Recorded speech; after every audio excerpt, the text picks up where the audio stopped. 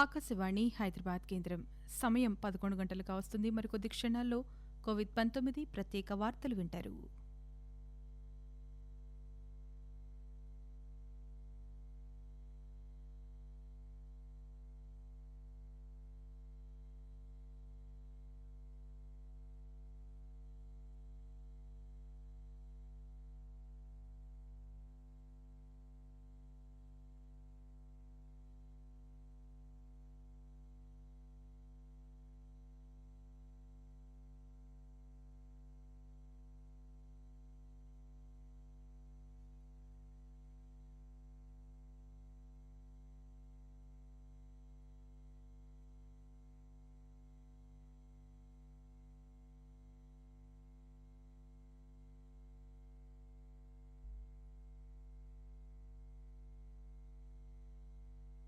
నలభై మంది కోలుకున్నారు.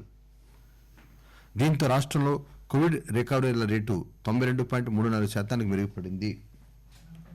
ఇంతవరకు కోలుకున్న వారి సంఖ్య 2,34,234కి పెరిగింది. దీంతో ప్రస్తుతం రాష్ట్రంలో దాదాపు 18,000 యాక్టివ్ కేసులున్నాయి.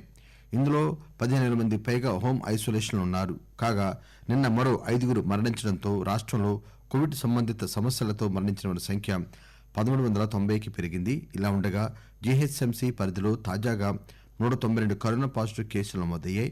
గడిచిన 24 గంటల్లో రంగారెడ్డి జిల్లాలో 121 మందికి, మేడ్చల్ మల్కాజిగిరి జిల్లాలో 101 మందికి కొత్తగా కోవిడ్ సోకగా నల్గొండ 89, భద్రాద్రి కొత్తగూడెం జిల్లాలో 81, కరీంనగర్లో 73, వరంగల్ అర్బన్ 51, ఖమ్మం 42 మందికి చొప్పున కరోనా పాజిటివ్ కొత్తగా నిర్ధారణ అయింది.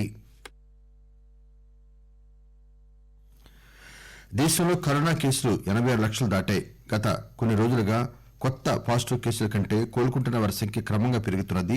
దేశవ్యాప్తంగా గత 24 గంటల్లో కొత్తగా 44,281 కరోనా కేసులు నమోదయ్యాయి. దీంతో ఇప్పటి వరకు మొత్తం కరోనా కేసుల సంఖ్య 86,36,012కు చేరింది. ఇందులో 80,13,784 మంది కరోనా నుంచి కోలుకుని డిశ్చార్జ్ అయ్యారు.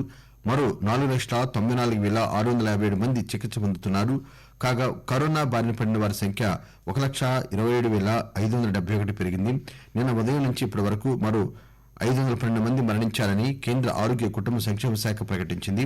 అదేవిధంగా నిన్న 50,326 మంది బాధితులు కరోనా నుంచి కోలుకోగా యాక్టివ్ కేసుల్లో 6,557 మంది కేసులు తగ్గాయి. దేశవ్యాప్తంగా నవంబర్ 10 వరకు 12,07,69,000 పైగా కరోనా పరీక్షలు చేశామని భారతీయ వైద్య పరిశోధన మండలి ప్రకటించింది.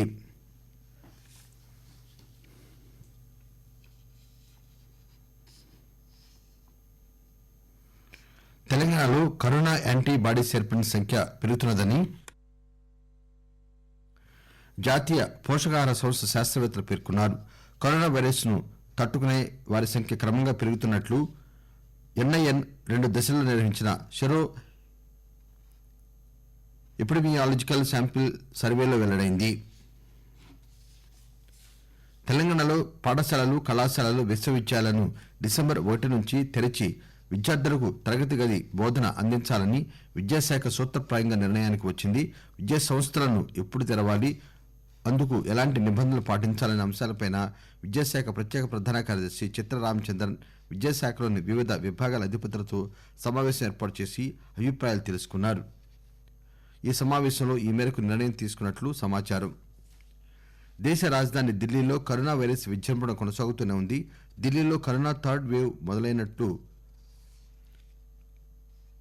ఆ రోజు నుంచి రోజుకు 7,000కు తగ్గకుండా పాజిటివ్ కేసులు నమోదవుతున్నాయి. మంగళవారం ఒక్కరోజే 7,830 పాజిటివ్ కేసులు నమోదు కాగా 83 మంది చనిపోయినట్లు ఢిల్లీ వైద్య ఆరోగ్య శాఖ అధికారులు వెల్లడించారు. ఆదివారం రోజు 7,745 పాజిటివ్ కేసులు నమోదయ్యాయి. మొత్తంగా ఢిల్లీలో కరోనా పాజిటివ్ కేసుల సంఖ్య 4,51,382కు చేరింది. ఆకాశవాణి కోవిడ్-19 ప్రత్యేక వార్తలు ఇంతటితో సమాప్తం.